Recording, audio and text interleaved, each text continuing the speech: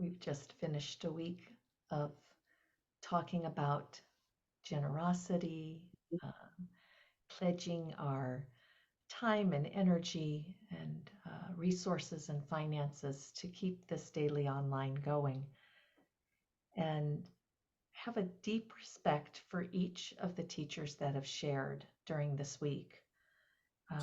I was so aware of how they have changed and developed from this daily online practice, because we've been teaching together for years, and just um, the words that came out of their mouth, the creativity, the preparing Dharma talks to share with you all. Bill talked about imagination and intention, and then something kind of mysterious on Thursday because it wasn't recorded. So I don't know, something else very interesting.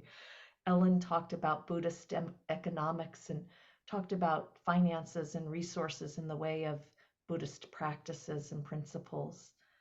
And Janet talked about the gifts of the Dharma. I'm wearing one of them, a shawl I got for free. um, um, and and then Susan gave a Dharma prompt yesterday on the topic. And again, wasn't recorded, so something kind of mysterious and wonderful around generosity. So if you didn't hear the talks from the week, they'll be posted on our podcast in a few days, maybe a week. And I would really recommend going back and listening to them, because some very creative ideas came out of the topic, things that I hadn't heard before. And it left me with a taste of something that I couldn't quite name. And I was reading the other day and came across a phrase coined by Barbara Brown Taylor. She calls herself a spiritual contrarian. And she talked about the hunger for holiness. And I thought, oh, that kind of names what I'm feeling this morning and this week after listening to a week of Dharma talks about generosity. And I, I'm hungry for some of my inherited Dharma, some of the things I heard when I was being trained to teach. And it really reminds me how much we merge our current everyday Dharma talks of the situations of our lives with how it was talked about in the past. And I'm still a seeker, though a different kind of seeker than I was in my youth, and looking to holiness as a kind of blend of mystery and synchronicity and wonder. So I'm going to choose to read some words from Ajahn Chah today. He's a Thai Buddhist monk. He's respected and loved in his own country as a man of great wisdom.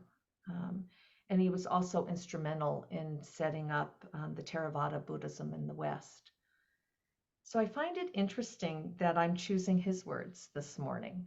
And that in history, it really has been the monastic and lay community, that the monastics were considered special and their words were considered special. And some of them are. Um, but it's not that his words are holier than ours. So I really was asking myself, what is it that I'm seeking to go back to this? And I came to, I'm seeking words from a different time and space, and energy and culture that match what I know from the reflective meditation practice. And to me, that finding and matching words, um, words that that are from completely different culture that I might not know or have heard of before, but how they match what I know from practice. And that's a kind of holy discovery and exploration. There's a sense to that of wonder.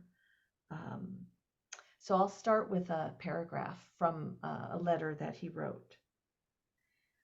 One evening under his kuti at an informal meeting, Ajahn Chah said, "When you expound the Dharma, there must be no force involved. It must happen on its own as a spontaneous flow from the present moment and circumstance.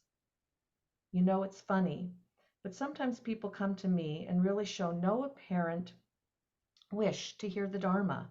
And there it is. It just happens. Out of it it comes with no effort whatsoever. Then there are other times people seem quite eager to listen. They even formally ask for a discourse and nothing. It just won't happen. I can't say anything. What can you do? I don't know what it is, but I know it happens this way. It's like people have levels of receptive ability, and when you're there at the same level, it just happens. So I was thinking, is it, effort a kind of force, what he's talking about here? Don't force talking about the Dharma. And I think it's really apparent in our talks at the Daily Online that we put an effort in a kind of relaxed way, that we're not really trying to give a perfect talk. We're not creating for the effort to for the sake of creating. We don't try to polish the talks so that they're, podcast ready, even though we have a podcast and you may be listening to this right now on a podcast. We just don't try to make it stressful. We try to talk about the Dharma in a natural way, in a spontaneous way. And that really is the word of the day for me right here. And it's a great reminder for me, for us, when I put together a Dharma talk, that just to kind of see what's there and talk about that.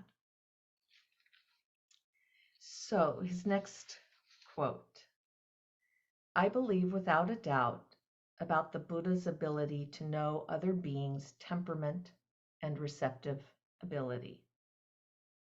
He used the very same method of spontaneous teaching. It's not that the Buddha possessed any special human power, superhuman power, but rather that he was sensitive to the needs of the people around him, and so he taught them accordingly. To show you how spontaneous he was, once after he expounded the Dharma to a group of his disciples, he asked them if they had ever heard this teaching before, and they replied they hadn't. He went on to say that he himself had never heard it either. So that's fun. Sometimes you don't even know the Dharma until you've spoken, until something that you've said that you go, oh, that really works for this situation. It's really a skillful response. And that the Buddha developed this sensitivity to the needs of people around him. We talk about needs a lot in reflective meditation practice. He was paying attention. Give a very small example. It is not on the same weight, but when I went to the gym yesterday morning, there's a woman, young woman, who's the receptionist and kind of checks you in. And I looked at her and she just looked different. And before I even knew what I said, I was like, oh, you got your hair cut. It looks beautiful. And she just lit up. She said, no one has noticed. You're the first person that said something. And I could just see the kind of confidence and good feeling she got from that small comment. But I got the good feeling from it too. It was like a holy exchange.